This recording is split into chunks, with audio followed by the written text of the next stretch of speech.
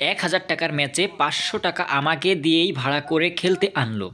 High, আমার নাম Abid, cricket লাভার। কেমন আছেন আপনারা? আশা করি অনেক ভালো আছেন। তো যেহেতু আমাকে ৫০০ টাকা দিয়ে ভাড়া করে নিয়ে আসছে আর আমি ৫০০ টাকার প্লেয়ারের মতো খেলা কি আমি দিতে পারবো? ৫০০ টাকার প্লেয়ার হিসেবে আমি কেমন খেলা দিতে পারবো? আমি কি একটা ম্যাচ বের করে ওদের মন কি জয় করতে পারবো? খেলাটা অনুষ্ঠিত হচ্ছে শর্ট পিচ, আর শর্ট পিচে মাঠ এতটাই ছোট যে একটা বাউন্সার বল আমি যদি ব্যাটে লাগাই তাহলে ৬ হয়ে আউট হয়ে যাব, এমন একটা অবস্থা। আর ৫০০ টাকা আমাকে দিয়ে ভাড়া করে আশা ভরসা করে আমাকে দিয়ে নিয়ে আসছে, আর আমি যদি ভালো করে গেম প্লে একটা না করতে পারি, ওদের ম্যাচ জিতিয়ে না আনতে পারি, তাহলে ওদের ৫০০ টাকা পুরাটাই লস।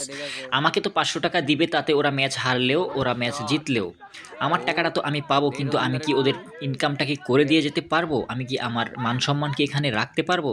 তো গাইজ, সম্পূর্ণ ম্যাচটা কিন্তু আপনাদের মাঝে তুলে ধরলাম।